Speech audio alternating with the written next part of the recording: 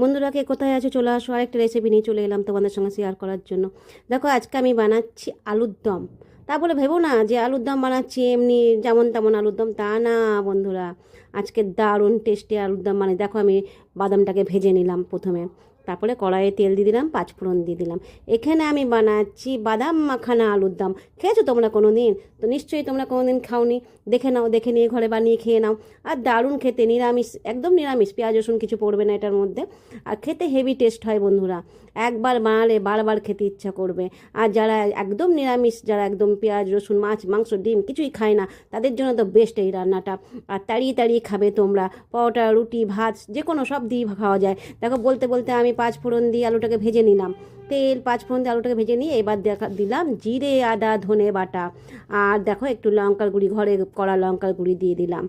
আর এখানে দিচ্ছি একটু গোলমরিচের গুঁড়ো।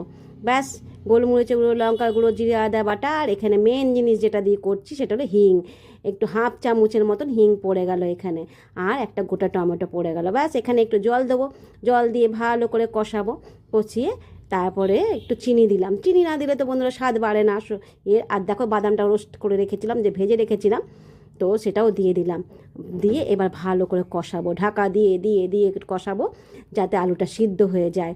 তারপরে আমি সাইডে মাখানা ভেজে রেখে দিয়েছি, সেটা তোমাদের দেখানো হয়নি। মাখানাটা আমি লাস্টে দেবো। তাহলে এটা কি হলো, বাদাম মাখানা আলুর দম। দারুণ টেস্ট লাগে। আর জানো তো বাদামটাও খুব প্রোটিন আছে, মাখানাতেও খুব প্রোটিন আছে, খুব হেলদি জিনিস। বানিয়ে বাচ্চাদেরও খাওয়া, নিজেরাও খাও। আর ভালো লাগলে লাইক করো, শেয়ার করো, সাবস্ক্রাইব করো আমার চ্যানেলটাকে। আর ভালোবাসা দিও, তোমাদের প্রতি ভালোবাসা রইল। আর দেখো বলতে বলতে আমার কিন্তু আলুর দম বানানো হয়ে গেছে।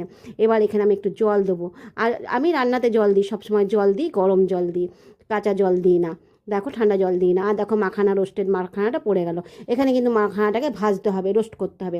আর লাস্টে একটু কস্তুরি মেথি দিতে হবে। আর এটাই তো স্বাদ বাড়ে। কস্তুরি মেথি দিলে ফ্লেভারটাও ভালো লাগে, আর স্বাদও খুব সুন্দর হয়, টেস্ট দারুণ লাগে খেতে। আর বন্ধুরা তোমরা অবশ্যই ঘরে বানিয়ে খেও, খেয়ে আমাকে কমেন্ট করে বলবে কেমন হয়েছিল। আর ভালোবাসা দিও।